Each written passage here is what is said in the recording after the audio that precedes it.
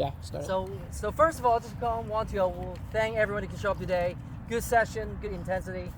Just keep in mind that it's a long summer, but we continue training and make sure you guys get ready for the season. A couple of things that we really try to kind of emphasize in my program here. We try to help you become, better human, student, as well as a soccer player. That's what we really try to do in this program here. As a goal to try to win the state, as to work together. And then today I have a really real nice treat. We here today. We have Chino. Osvaldo Sanchez is his real name. We call him by Chino. Some of you may have known him, seen him. He is class of 2025. And then I have a privilege to coach him for about one season and a half. And then he got promoted in halfway through the season. And then I have a pleasure to coach him in the last season as the varsity as well. So today the reason I want to bring him on to kind of have him come back because he played college last season. I want to share his experience with you guys a little bit. What does it take to get there? He had a lot of fun, seems like, when I chatted with him earlier this year in the season. So today we're just gonna have him kind of share some of his experience. So at the end, also have a Q&A. So if you have some question about anything about his college experience playing soccer in Iowa, then definitely ask him, get some ideas, see how if you want to get there as well. You may learn some experience from his experience to help you to get there as well. Okay. So first of all, I have a couple questions for him. So Chino, so which college did you go to last year? I went to Briarcliff University in Iowa, in Sioux City, Iowa. Okay. How's the weather out there? The weather is not set. It's sometimes hot, humid, sometimes it snows. So it's just different. It's not like Vegas, it's always hot. It's always going to be bipolar every time. You never know it's going to be hot. You're going to be sticky. It just depends on what day it is. Okay, that's cool. So why you picked there? Just something different. I didn't want to be here no more. Vegas just gets boring. So Iowa just like forest. You go on hikes. The forest is nice. Just everywhere, and people are nicer. Cause here I know people are like these. Yeah. Okay. So what position do you play in college? I played left back. Left back. Okay. And you play left back too, right? For us mostly. Yeah. At Clark as well in your club too. Yeah. Okay. No, club I play center back and right back. Oh, okay. Cool. All right. So how did the season go for you as a freshman over there? The first half of the season, I felt like it went bad. I wasn't really that prepared because I was fat. I weighed almost 200 pounds. And then now, just the coaches over there, they're rough with you. Because as soon as I got there, damn, you're fat. I was like, oh, that.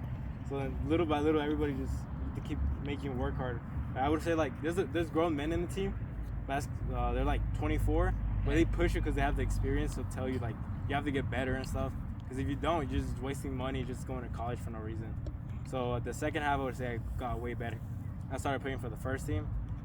I had a few games. I played a few minutes, and then it went well.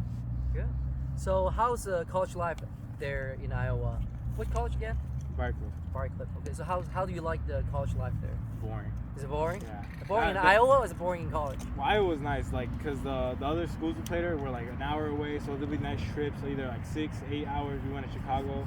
That'd be nice. But it was just, there's nothing there. It's just forest and then houses, and I like that because I'll just walk around. But if you're somebody that wants to do something go bowling, the closest bowling alley was 30 minutes away.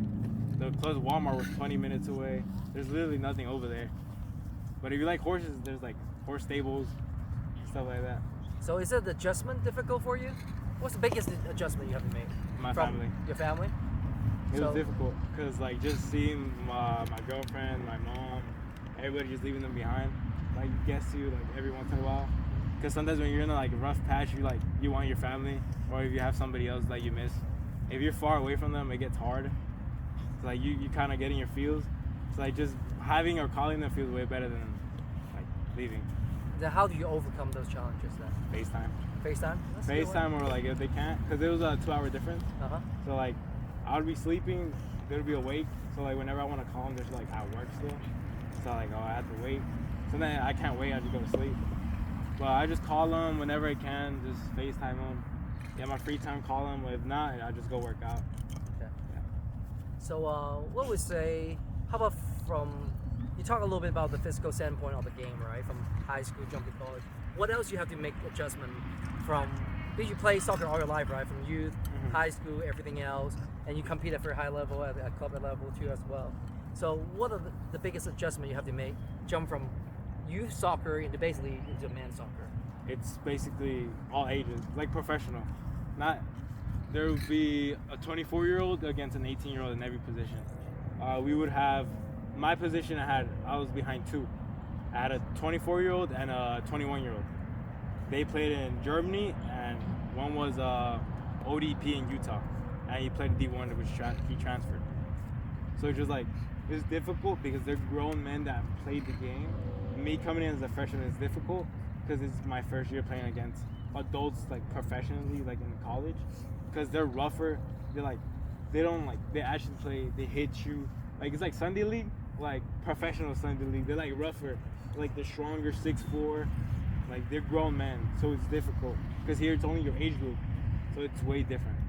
And then Chino is one of the strongest high school player we've ever seen because during his high school year, I even saw a couple of club games. Like people so often would bounce off him, right? But when you get to college, you don't have that advantage. I anymore. bounce off them. You bounce off them. There's the center back. He wasn't tall. I said like 5'8". He was an 5'6" center back. He was 220, just muscle, quick. He would just keep running, never stop running. Oh wow. Okay. So let's tell us a little bit about your high school. So why did you like play for Clark? Like, because I know a lot of players like in school and whatnot, right? We've seen they chose not to play for Clark. They play for club, like, but why you became on play for Clark? I came to Clark because my family came to the school, so I was like, oh, I just followed the tradition and going. But for soccer wise, I mean. Soccer, just my friends. Just your friends. Yeah. Okay, cool. Like I didn't want to go to school because I was zoned for because I didn't live here because I wasn't zoned. I think where did I live? I lived by Las Vegas High School. Oh. Really? Yeah, and then I moved back here, so I was like, oh, I'd rather come here with my friends because everybody was here. I had the chemistry with them. Like just having friends here and having the chemistry makes the team way better. Because I feel like if you have, it's like club. Like you ask your friends to come, if they could, they come, and then the team just gets way better. So Clark just I felt like family. Okay. So what's your best memory for playing for Clark soccer though? Being captain. When you announced captains, I didn't expect to be captain my senior year. I thought he was gonna just have me have a regular player. Then he told me he wanted me to captain, so I was happy about that. Yeah, because Chino, one thing he does very well as a player, like from JV all the through to his varsity, he always asks him questions. He always asking what he can do better. He try to get more information from the coaches, from both Coach Jose and me and whoever's coaching, get more information to allow him to get a little better. So I really appreciate, he's always want to learn, always try to refine his game. So let me ask you a little bit, like, what's your high school GPA? I remember. What's the range? I think I had a 3.9. 3.9. Okay, so really good GPA, right? Okay, so that really helps you in college, right? Because it gives you a lot more options. Yeah, I had a lot of scholarship money. It was just grades they focus on too, because like to say student athletes focus on the student more than the athlete. They focus on that a lot. So just have good grades. If you don't, then there's no point in going to college if you don't want to go. Like good grades equal college.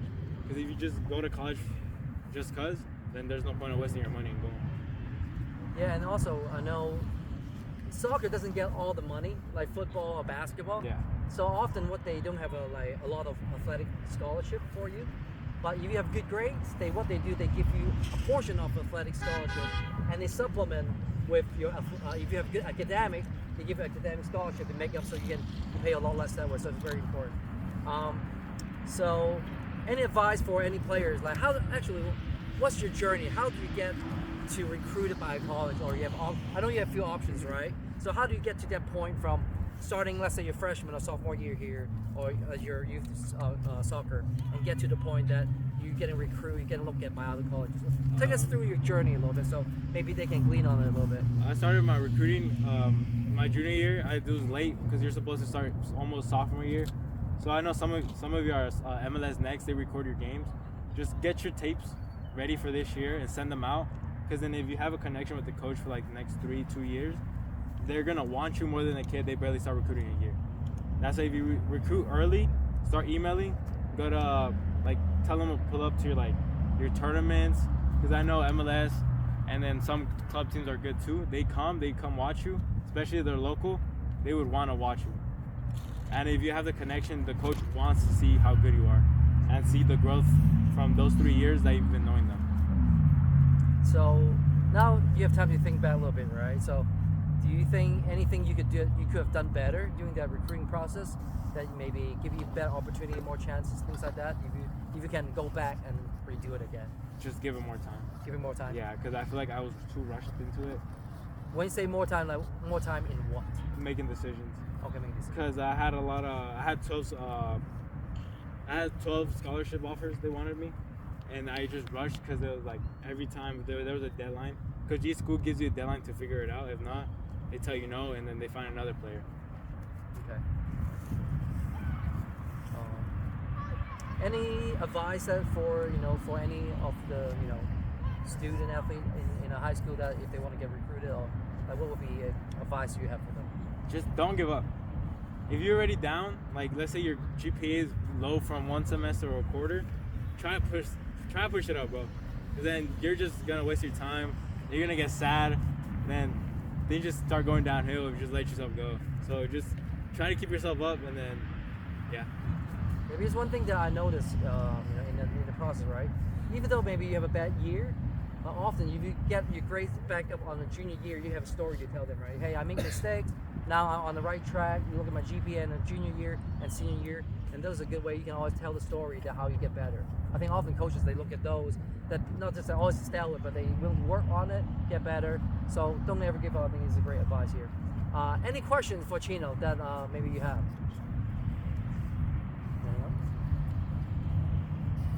Go ahead, Jeff. How often do you train to get how long did it take you for you to get to the level?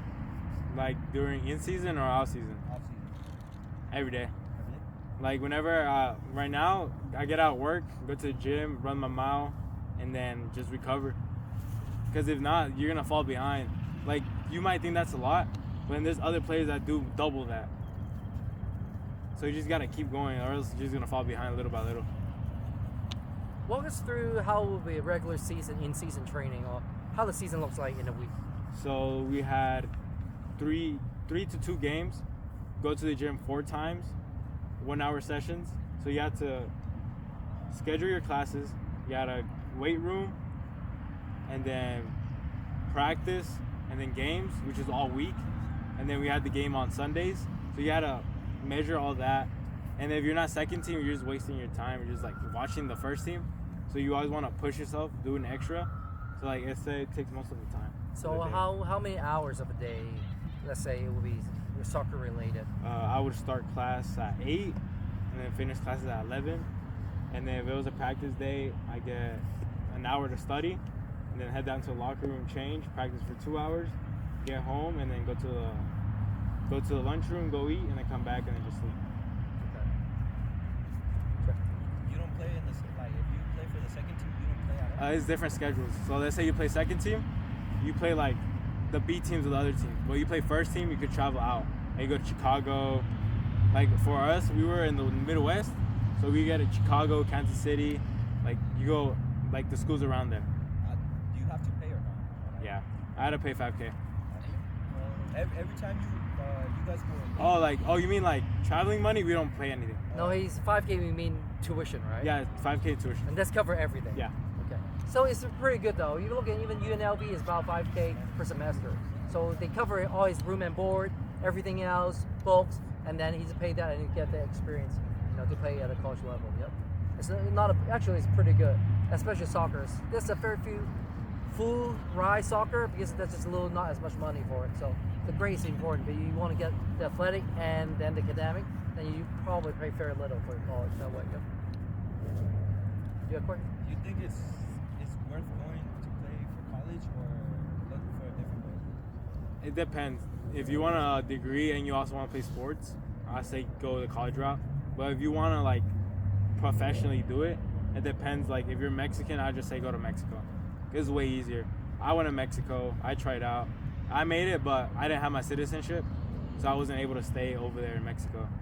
So you're like, as long as if you're like, I know you're Salvadorian, you could go play.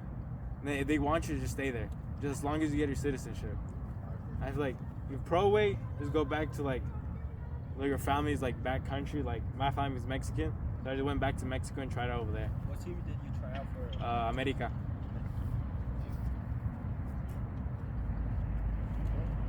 Any other questions? Anyone? Go ahead, Jasil. Just look for the coach's email. Search up the schools you want. So first you get the list you want. Get from like if you want to go D1, get your D1 schools. Get your D2, get your D2 schools. But pick the ones you want to go to and look at the cost.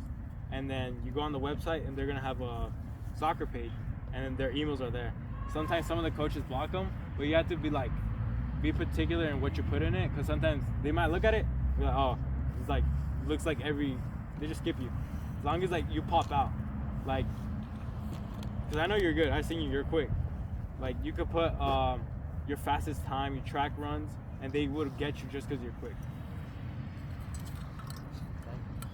Anything else? Questions? Anyone else?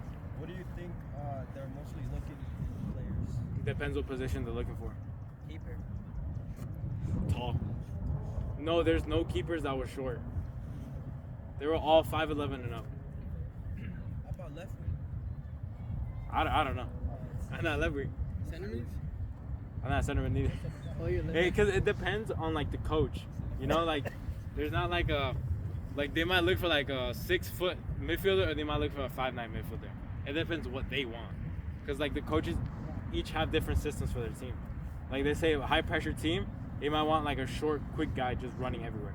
But if they're like a slow tempo team, they probably just want a passing midfielder, just calm. Did you guys have like special sessions, like where you guys didn't train, you guys would just practice on like the positions and everything? You know That was almost every practice. They went through everything. That's why it's almost 2 to 3 hours long.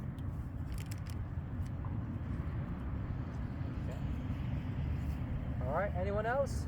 Did you ever want to give up? Way too many times. So that just like my first semester, I just want to give up. It started getting hard. I was like, oh, I haven't seen my family, stuff like that. But just keep pushing. Like, I want to say this word. I was like, stop being a B. Like, because if you keep thinking like that, then you just give up. You're gonna think that you're a B word yourself. So I just rather not be that and just keep pushing. Yep. Okay. Last call. Any more questions? All right. Thank you, Chino, for supporting a little bit. It's a great example for, if you aspire to become a college soccer player, definitely keep working on it, all right? Okay. All right, let's bring in, let's go.